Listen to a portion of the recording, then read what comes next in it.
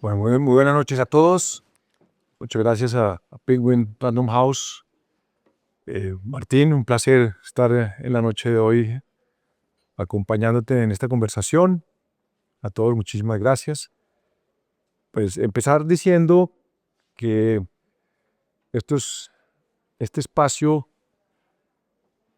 creo que es el espacio que necesitamos como sociedad, que necesitamos como país y que necesita la humanidad. Un espacio donde nos encontremos, un espacio donde dialoguemos de los grandes temas del ser humano, que dialoguemos en medio de los libros, donde, donde busquemos entender qué es lo que nos está pasando y cómo podemos volver a encontrarnos como seres humanos y volver a encontrarnos eh, conectados con lo que somos también, que es la naturaleza. Y en ese sentido, tener la oportunidad de conversar con Martín, a quien conozco hace ya varios años, desde cuando era vicepresidente de Mercadeo del Éxito, y, y ahí pues unas vidas paralelas donde veo, pues tengo una imagen de Martín como un buen, excelente ejecutivo de la cadena Éxito, donde hace una apuesta muy interesante que en ese momento no se entendía bien de Magia Salvaje. Magia Salvaje se convierte en uno de los hitos de este país en materia de cine, una de las películas más taquilleras, una manera de entender nuestro país realmente en toda su dimensión, un reencuentro con nuestro país. Y de ahí sale del Éxito, pero entonces vuelve y aparece con el libro de Conversaciones con el Fantasma, posteriormente con el libro sobre memorias militares. Posteriormente tenemos toda la búsqueda de Martín por el vallenato, por los compositores, por los juglares. Entonces yo empiezo a ver a Martín, pues pero al mismo tiempo sigue de ejecutivo empresario y está en juntas directivas. Y ahora nos aparece Martín con el libro La Maloca, del cual vamos a hablar hoy.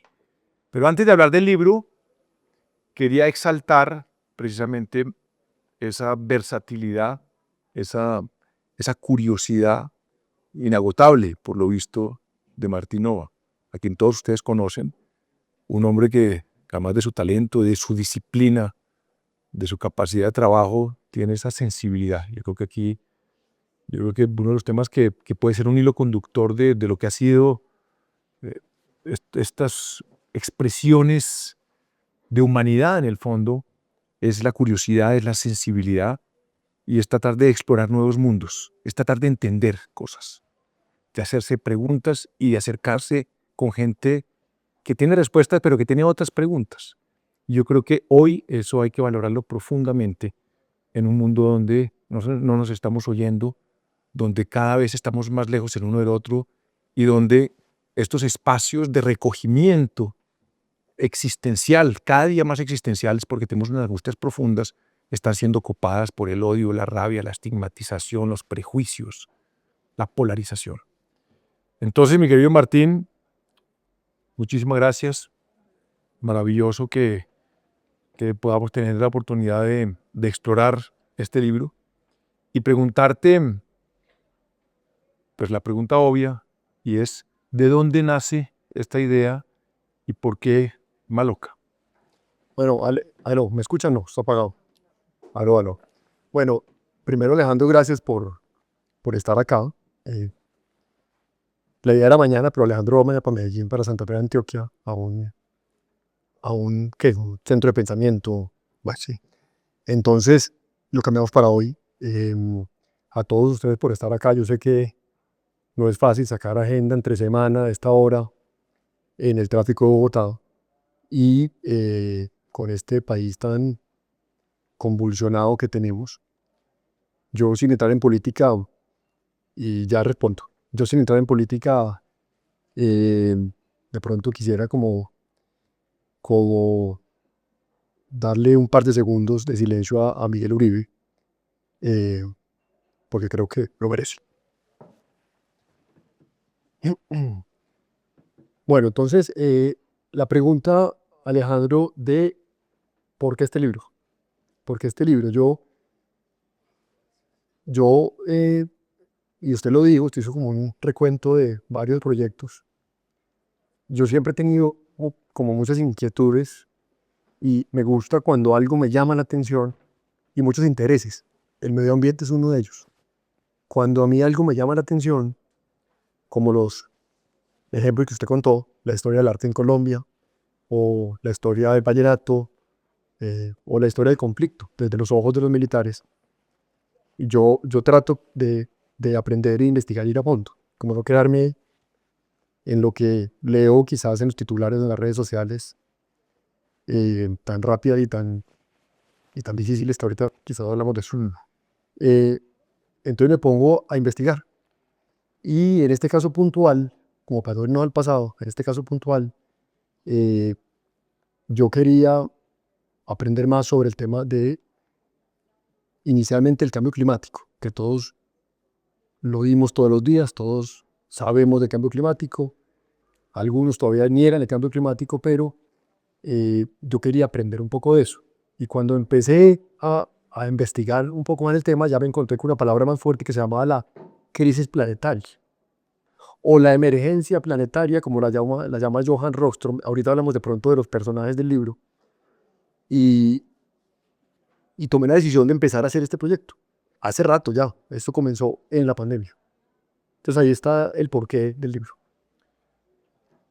Bueno, Martín, llegas a estos personajes que son 15 grandes autores, grandes autoridades sobre este tema medioambiental desde distintas perspectivas, además, que es lo más interesante del libro, que uno va navegando y va entendiendo cada una de las dimensiones. Y, y uno siempre cuando explora, digamos, el viaje de un libro, siempre la pregunta es, ¿cuál va a ser el título del libro? El título del libro, en ese proceso de reflexión, es como una visión también del autor. ¿Por qué llegaste a Maloca? ¿Cuál es el sentido de Maloca? Bueno, el nombre del libro usualmente es lo último que aparece. Es como lo último y además es bien complejo escoger el nombre de un libro. Además este nombre del libro tiene como una trampa y es que uno pensaría que es un libro indígena, sobre la cultura indígena. Ayer hice un ejercicio y hice un ejercicio y en ChatGPT le pregunté por el libro La Maloca de Martín Noa.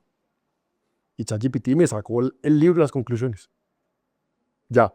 Pero cometió muchos errores. Yo creo que él todavía se influencia mucho por el nombre del libro, entonces me equivoqué se inventó los entrevistados, pero al final el nombre uno piensa que La Maloca es un libro indígena. No, no es un libro indígena, tiene mucho ingrediente indígena, pero es un libro, al revés, es un libro universal. Entonces el nombre sale ¿de dónde?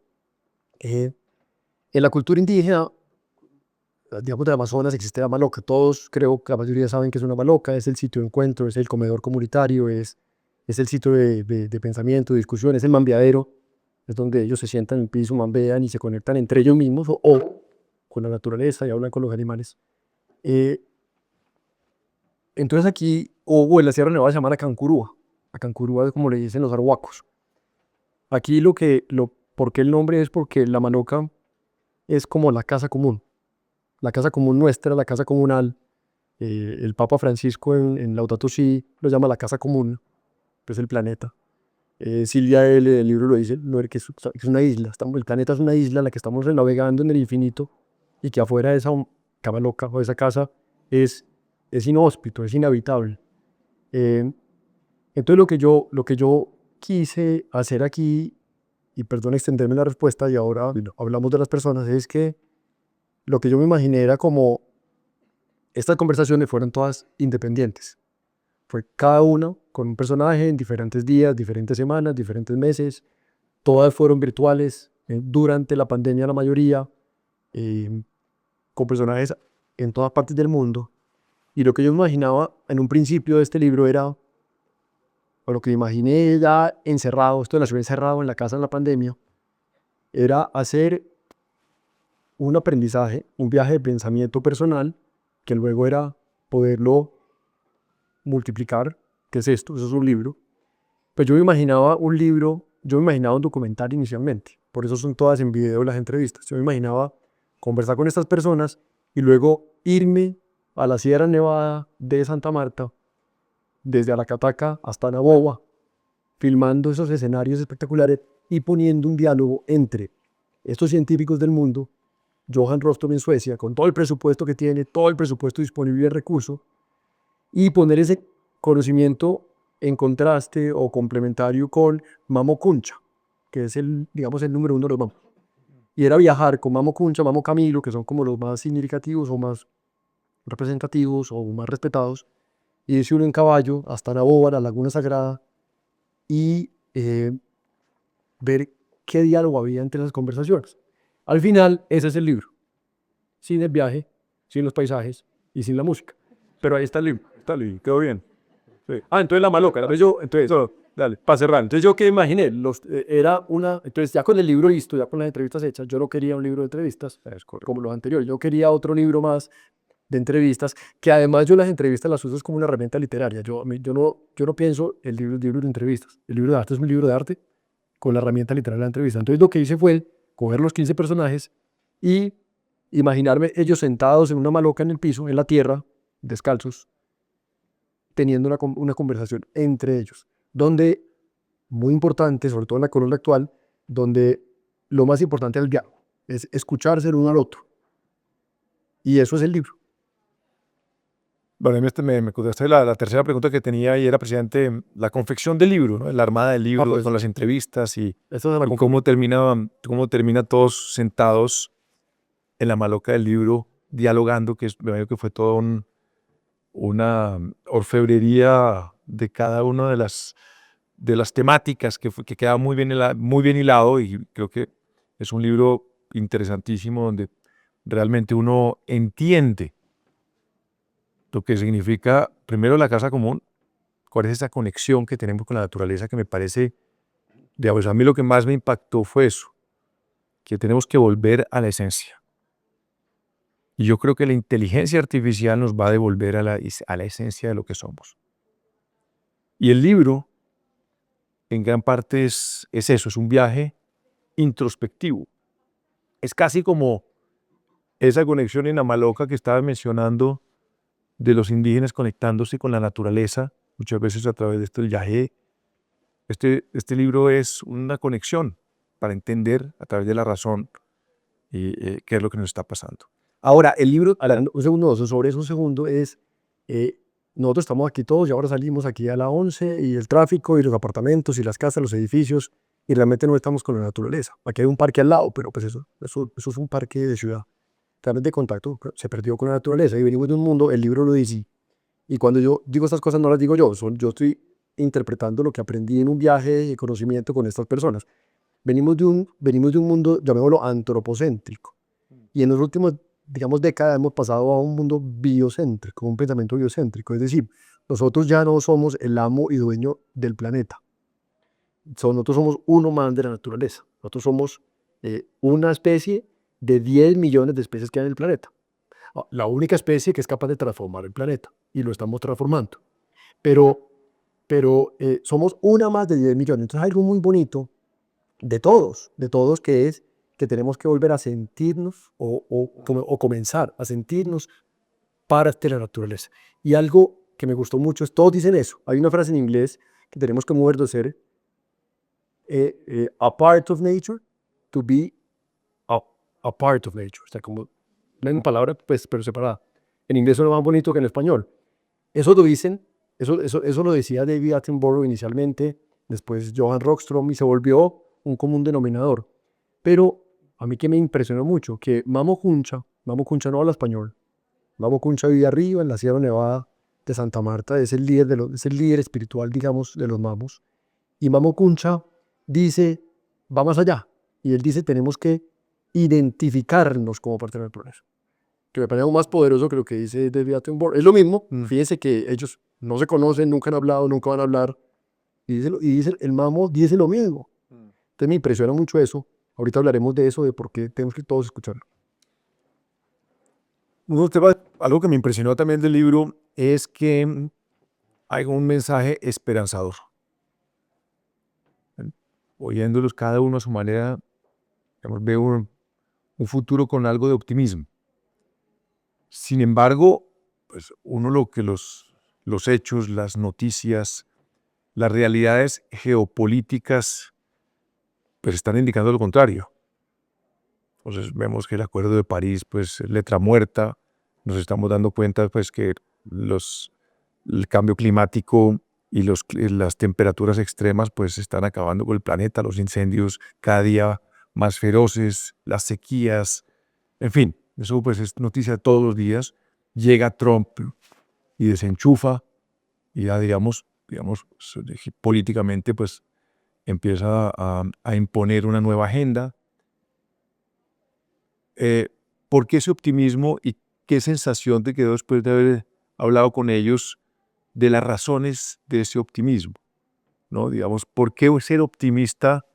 Pues que no estamos viendo realmente el tema de este mensaje me impresionó el optimismo de esas voces del libro y me estimuló además. Esa es una pregunta como para revista Semana, más difícil de responder.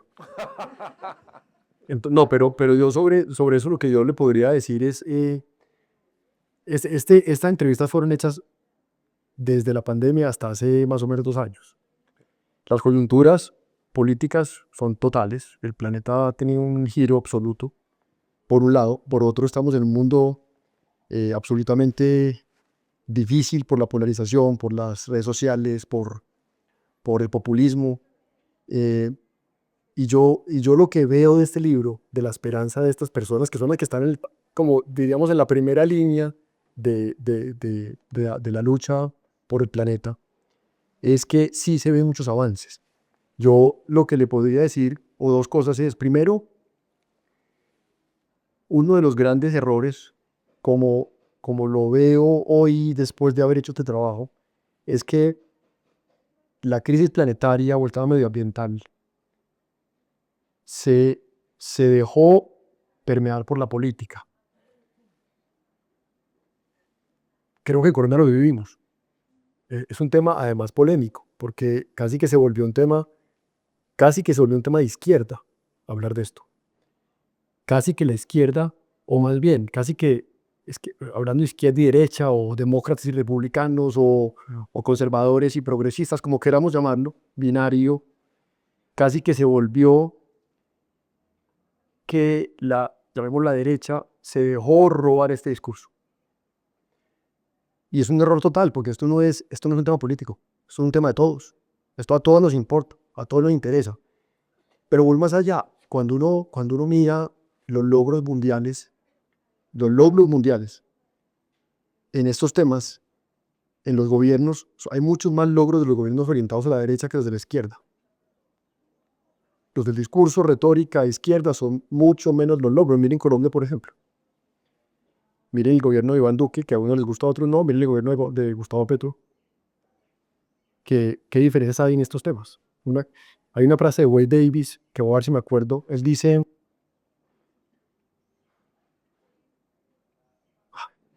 bueno, pues la tengo anotada inclusive. Realismo no es fatalismo, o algo así. Así como la retórica no son resultados. Y totalmente. Entonces, yo lo que yo veo del libro, y no, yo aquí no digo, yo aquí soy un vehículo. Yo aquí soy un vehículo para llevar estas voces a un público más grande. Y interpreto lo que ellos dicen. Es que sí hay esperanza.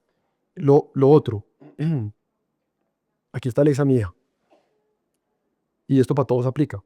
Hablen con los hijos. Hablen con los hijos. Está clarísimo el tema.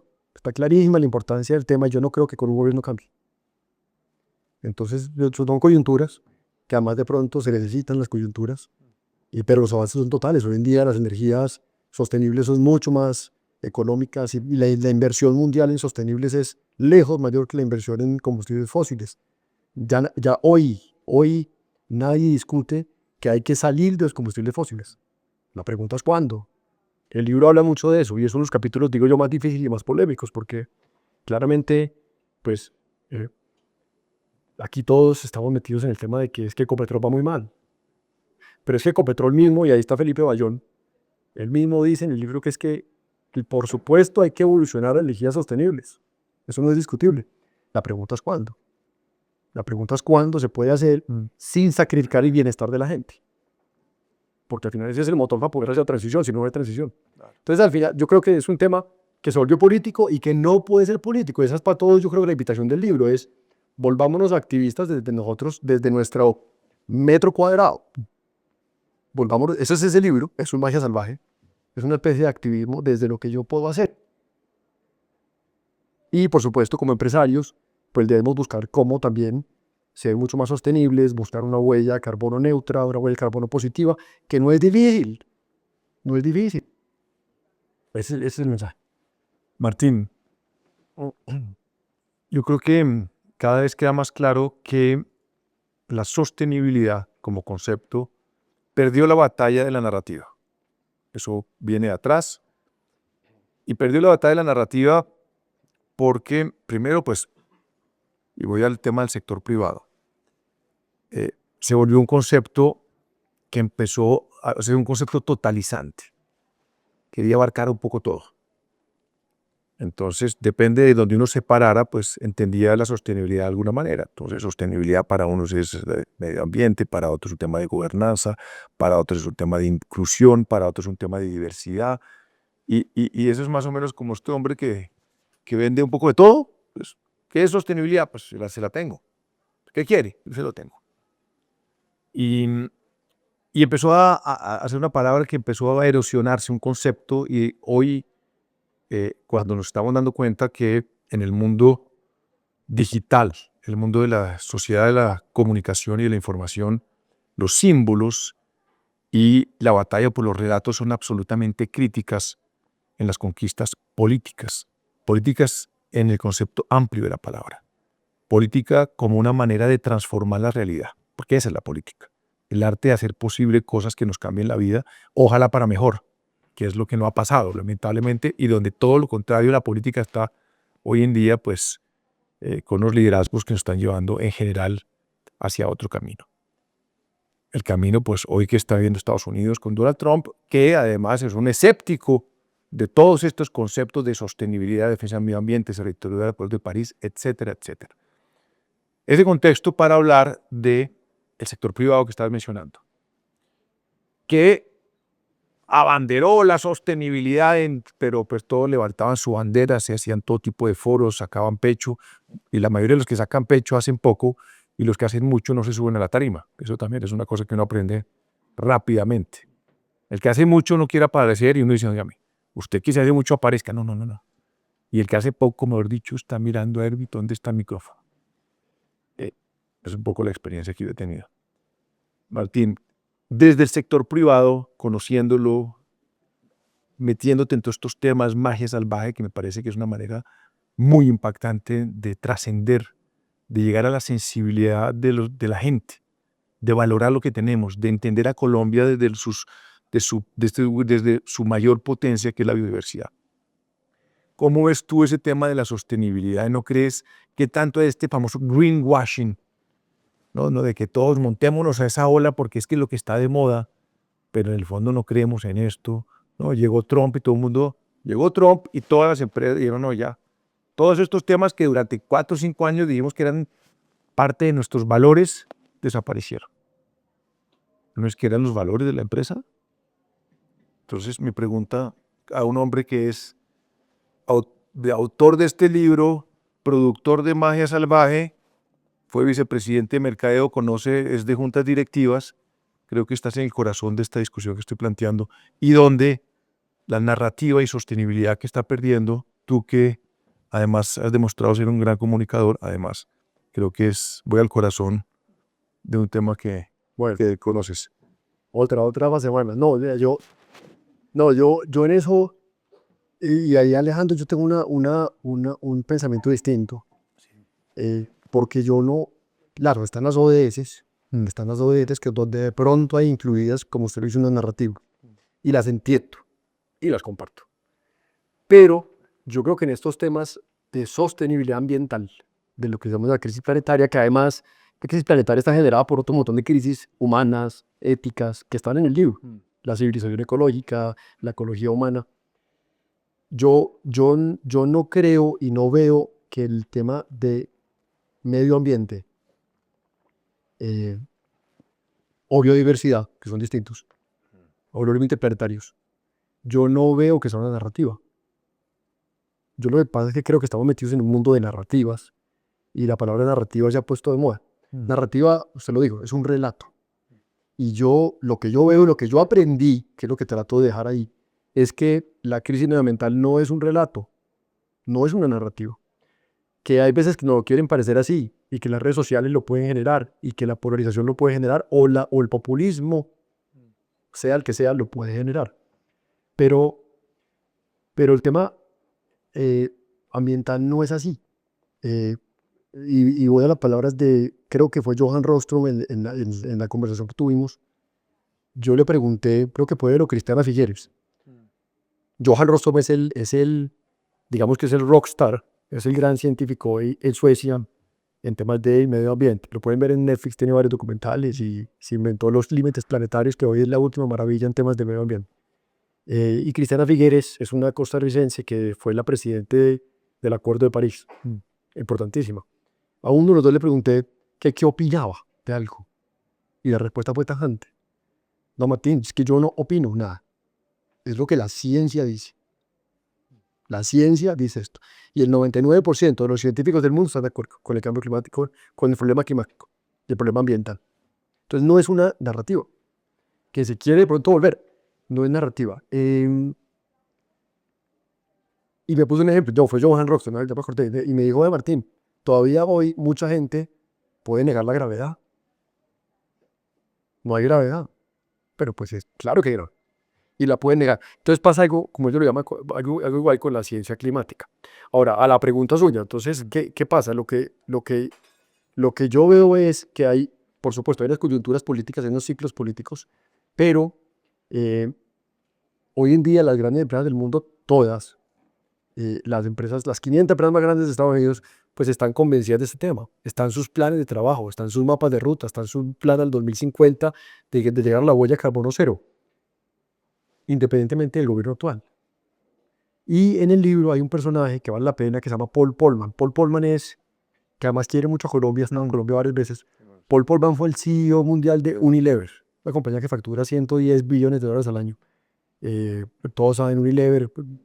Él fue el CEO mundial como 15 años, hasta 19, 15 años, los 14 años fue presidente de Unilever. Pero él se convirtió en el abanderado o en el más visible de los CEOs en estos temas. Y es un tipo que, dice él, que convirtió a Unilever en la ONG más grande del mundo. En términos de él, eso creo que no está en el libro, pero está en la entrevista. Y es como hacer un plan para una compañía de tamaño de llevarlo a hacer huella de carbono cero en el 2050. Claro, también habla de los otros ODS, pero como este libro está enfocado en el medio ambiente, pues nos enfocamos en eso. Y dice una cosa muy importante, y yo creo que vale la pena decirla aquí, y está en el libro. Él dice que lo que va a pasar de aquí al 2050, recuerden, y yo un poquito de teoría es, lo que se dice es que en el 2050 debemos llegar a un planeta de cero emisiones. Es decir, de huella de carbono cero. ¿Para qué? Para no superar el calentamiento global de más de 2 grados centígrados. Ojalá fuera 1.5. Si no hacemos las cosas que se supone que hay que hacer, llegamos a 4. Y ahí vienen los problemas climáticos, las tormentas, no sé qué, se derriten los polos y las inundaciones y las sequías y el desplazamiento humano porque ya los cultivos no sirven y que entonces Colombia, las sequías en el país del agua, etc. Polman dice que los cambios que hay que hacer, que ¿cuáles son los cambios? Los cambios son cambiar todo. Cambiar todo, porque al final nosotros vivimos en una economía fósil. Es decir, todo depende de los combustibles fósiles hoy. No quiere decir que en el futuro tiene que ser así. Los combustibles fósiles son todo. Mucha gente piensa que es el transporte. No, es cómo construimos, los subsidios de alimentación, todo tiene combustibles fósiles. Todo. Dice Guterres, el de Labor, que la industria fósil es él lo llaman polluted heart de cambio climático. Entonces entonces, ¿qué hay que hacer? Hay que, se supone, bajar el 50% de emisiones hasta el 2050. Todas estas compañías tipo Unilever lo están haciendo. Compañías pequeñas como donde yo trabajo ya lo hicimos, porque es más fácil. Nosotros en la compañía Sanautos de carros, uno dice, uy, carros, pues estamos trabajando en la transición, pero desde el 2018 ya es huella de carbono neutra. Es decir, ya compensa la emisión que hace. Entonces, las empresas pequeñas también pueden hacerlo. No tiene que ser Unilever. Entonces, termino con esto y es, ¿qué dice Polman? Dice, como hay que reinventar todo, esto es la mayor oportunidad de negocios de la historia de la humanidad. La mayor oportunidad de negocios de la historia de la humanidad es en los próximos 30 años. Y está pasando. Todos los fondos que hay de inversión enfocados en lo que se llama Frontier Technologies o Climate Change, que es invertir en compañías que están cambiando el mundo. Captura de carbono, transporte sostenible, construcción sostenible. Y para allá vamos. Ahora, claro, un gobierno pues, puede cambiar muchas cosas. Claro, pero dentro de lo que está pasando, porque digamos que una cosa es, digamos, la ciencia ya nos ha hablado y claramente hay un consenso, que es donde la humanidad debería ir, pero no. Hay unos incentivos económicos complejos, hay una geopolítica, una lucha por el poder que conspiran contra la ciencia y que conspiran contra el planeta y contra la humanidad misma, ¿correcto? Y uno diría que las fuerzas, hay muchas fuerzas que chocan, entonces las fuerzas de la economía, las fuerzas de la política, las fuerzas sociales, que hoy en día pues están en ebullición pues en esta sociedad de la información y donde pues cada vez hay menos control. Y donde uno está viendo que llega un señor como Trump y antes los bancos y todos los fondos ponían unas restricciones a quienes invirtieran en energías fósiles, lo cual pues empieza uno a decir, bueno, ahora usted tiene que comprometer, pues si no le presto plata, pero usted no puede prestarle a empresas carboneras o se presta mucho más caro. Perfecto, son incentivos claves. Pero lo que ha venido pasando últimamente es que han desenchufado y se volvió, pues ya sé, pues, digamos que es un poco el nuevo tablero. Eso por un lado, pero no vamos a entrar ahí. Lo segundo, y tiene que ver con el tema de los carros yo pensé que estábamos entrando cada vez más rápido, por ejemplo, al tema de los carros eléctricos. Pero hago un pequeño paréntesis porque usted habla del tema de carros eléctricos por el tema que está mencionando. Y lo que estábamos viendo es que hay como quizá no un reversazo, pero sí un freno con los carros eléctricos. Porque, digamos, en ese mundo de todo, o sea, que no es una nueva moda, que todos íbamos al carro eléctrico y resulta que ya las baterías no son, la tecnología no ha llegado, digamos, ¿qué estás ahí? ¿Qué pasó? ¿Por qué hay como esa especie de congelamiento cuando todos íbamos también en ese mundo eléctrico? No, yo creo, Alejandro, que hay una búsqueda en todas las industrias. En todas las industrias hay una búsqueda de transformación para llegar a ese mundo que hablábamos ahora de huella de carbono neutra. Eso se está buscando. Entonces en el tema de los carros, puntualmente, que puse el tema por lo de la huella de carbono, en el tema de los carros, pues hay unas tendencias. En la industria de carros yo creo que nadie sabe para dónde va, todavía. Hay una claridad de que hay que cambiar. Todos los constructores de carros saben que hay que cambiar. Hay unos esfuerzos muy grandes, según los países, hacia eléctricos, hacia híbridos, o hay unos esfuerzos muy grandes hacia hidrógeno. Pero no hay claridad hacia dónde va. El reversazo yo todavía no lo veo tan fuerte. Es más en las noticias de corto plazo, pero las tendencias son muy distintas. En Europa ya el 50% de carros son eléctricos. En Colombia mismo, el crecimiento de eléctricos e híbridos ya pesa más del 30% de las ventas del mercado. El 30%, cuando hace 2 años no era. Pero también porque se logra, porque hay incentivos para ello. Incentivos en los impuestos de entrada al país, en las famosas tariffs hay beneficios en el IVA, hay beneficios en el pico placa, un montón de beneficios que ayudan a que la gente haga la transición más rápido. Eh, yo ahí me atrevo a decir que aún no se sabe para dónde va, pero sí es claro que el mundo va hacia unos transportes más sostenibles, por supuesto menos combustión, em, y inclusive otro medio de transporte como pues, vehículos más livianos, para las ciudades también. Ese es un caso muy puntual del transporte y digamos, me parece muy interesante hablarlo, pero, pero yo creo que hay que subirlo a discutir más bien qué está pasando en general en las industrias. Y yo vuelvo a lo que decía ahora y es, este tema que se volvió una discusión política, pues no lo debe ser. El Acuerdo de París es un acuerdo, Cristiana dice vinculante, usa la palabra vinculante, no tengo tan claro qué quiere decir vinculante el Acuerdo de París. 200 países firmaron el Acuerdo de París para llegar a la huella de carbono cero en el 2050. 200 países.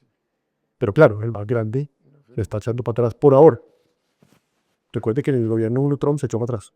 Luego se volvió y luego no sé si ya se salió, pero algo también importante ahí es que las 4 economías más grandes del mundo, que son la Unión Europea, Estados Unidos, China y Japón, tienen un acuerdo no, tienen un compromiso con ellos mismos de llegar a carbono, a huella cero entre el 2050 y 2060. 2060 en el caso de China.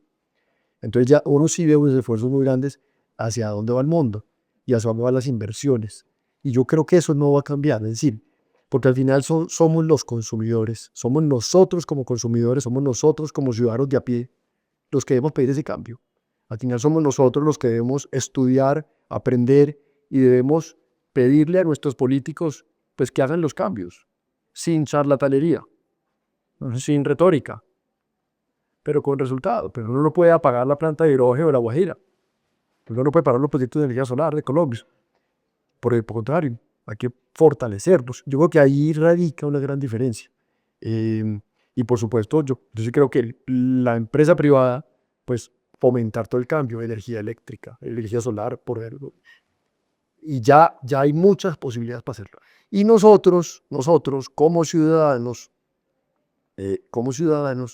pues también hace cambio en nuestras pequeñas cosas, en cosas sencillas, usted dijo transporte, pero yo les digo mucho en la alimentación, ¿cierto? Y eso, ¿cómo comemos? Pues gran parte del problema del cambio climático es el ganado.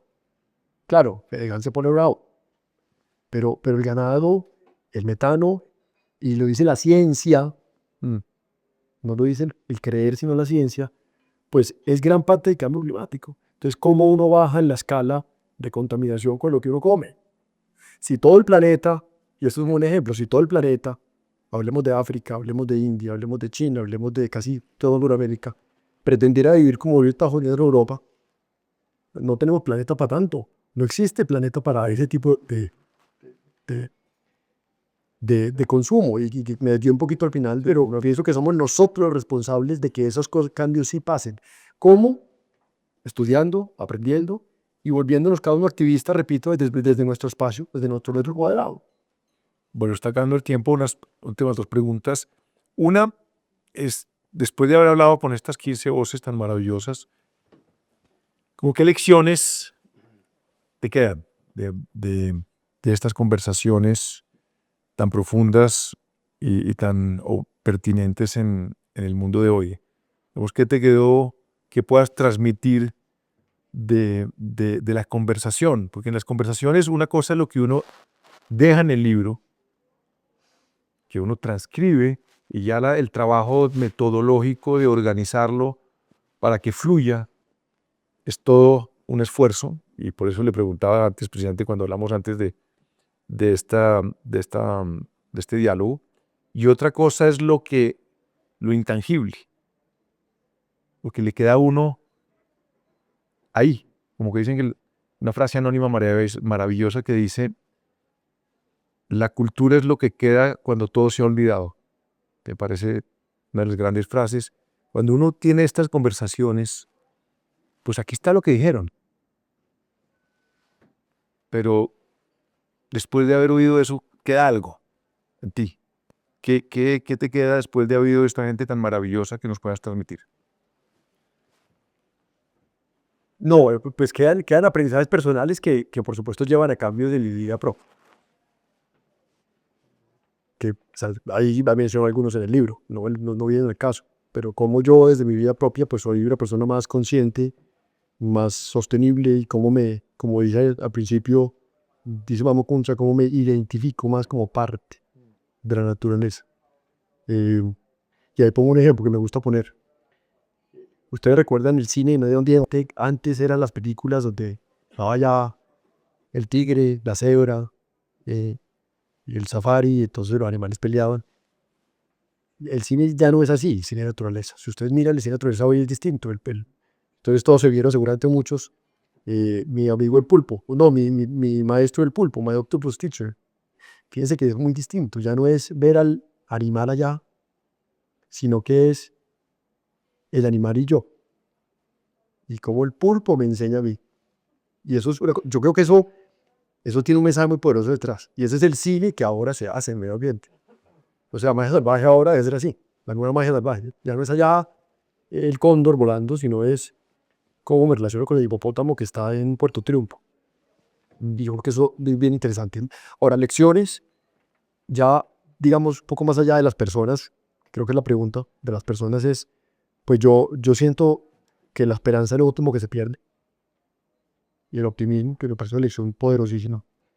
Segunda es, si bien no fue una mesa redonda, como decía ahora, sino que se recreó, es la escucha.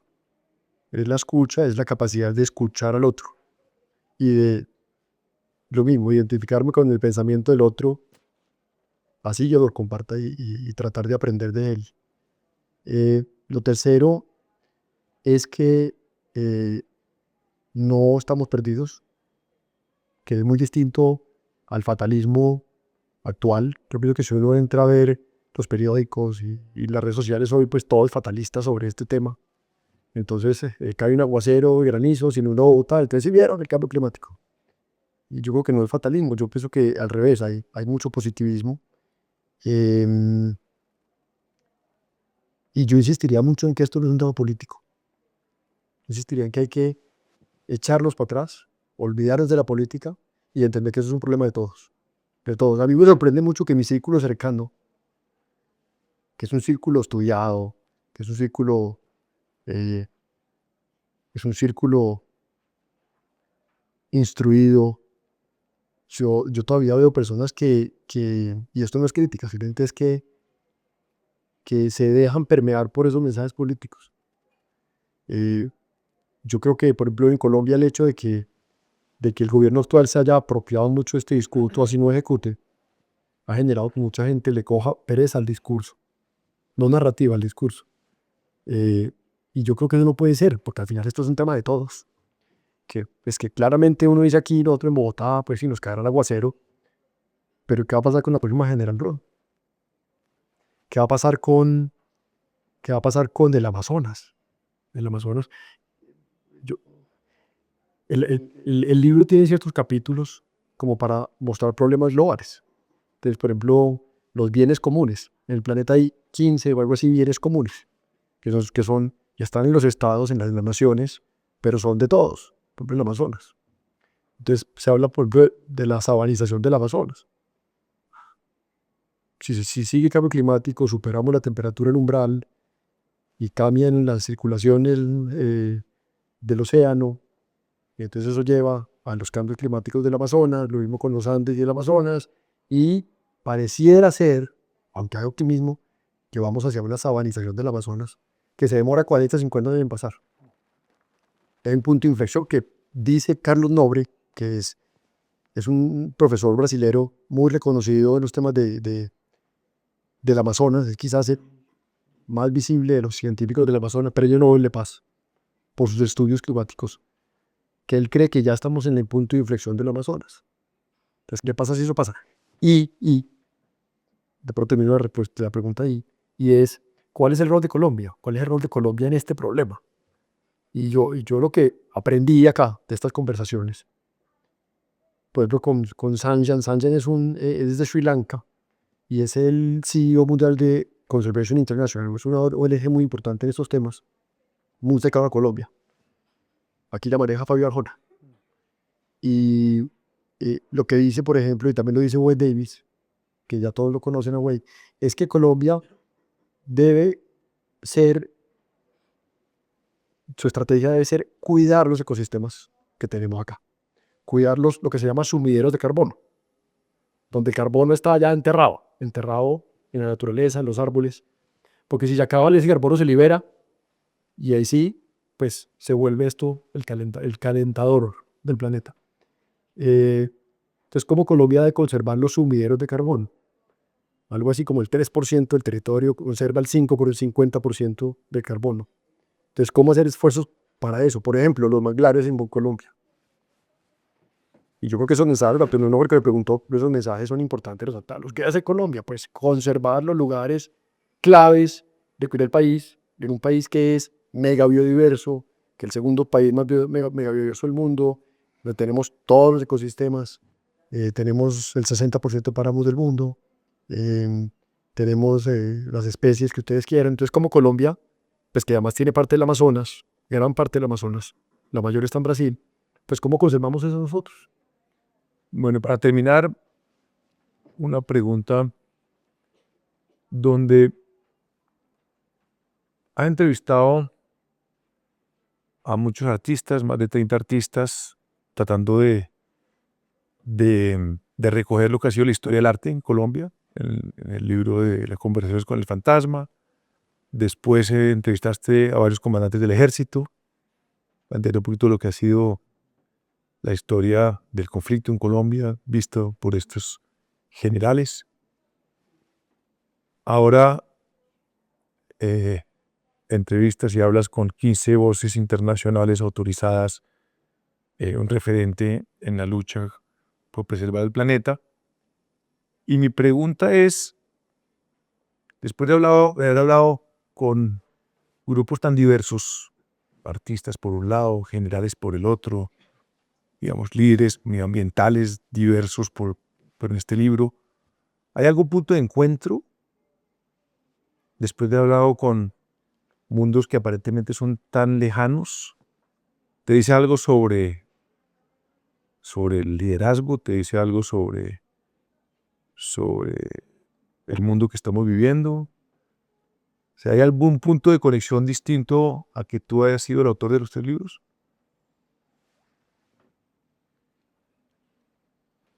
Mm, no, es muy difícil porque son muy distintos todos. Son muy distintos todos. Yo lo que resaltaría, y de pronto perdón por la falta de profundidad en la respuesta, es la belleza del ser humano y la belleza de la conversación. Yo lo que diría es que cada persona tiene una historia que contar y eso hay que darle valor a eso. Yo me imagino muchas cosas. Entonces, por ejemplo, yo me imagino sentarse un día en Transmilenio, en una salida de Transmilenio, a entrevistar a 20 personas, al azar, a ver qué historias salen. Y luego cómo se entrelazan y ahí hay un libro sobre la Colombia actual, sobre Bogotá actual. Pero es eso, es la belleza de la conversación y la belleza del ser humano. Yo creo que encontrar puntos en común entre los generales de la República en Colombia, del ejército, con los juglares vallenatos en los pueblos vallenatos en la mitad de La Guajira, o con Mamo Cuncha y Paul Bolman, pues que son extremos tan lejanos, es difícil, es difícil. Mucha convicción, todos en lo suyo, convencidos de lo suyo. Bueno, creo que en esa última respuesta, creo que rematamos muy bien esta conversación. Convicción. Convicción es tener la certeza y la firmeza de creer, y eso es importantísimo. Segundo, la belleza de la conversación. recojo ese concepto que me parece muy poderoso a la luz de lo que está pasando hoy en Colombia, a la luz de lo que está pasando en el mundo, la belleza de la conversación, de cómo reivindicamos eh, la razón, el entendimiento, el, el tratar de ponernos en los zapatos del otro, la empatía. Y eso es lo que estás haciendo, lo que estás diciendo y lo que, en el fondo, lo que has hecho con este libro y con los demás, y es buscar historias, buscar lo que quieren decir los demás, tratar de entender. Y para eso toca tener, yo creo que una disposición a eso, una sensibilidad a eso. Yo creo que en ese sentido Martín Latien, digamos, es una persona que quiere entender, que quiere buscar, cuando dice que quiere sentarse en Transmilenio a oír a la gente, porque cada persona del común tiene una gran historia.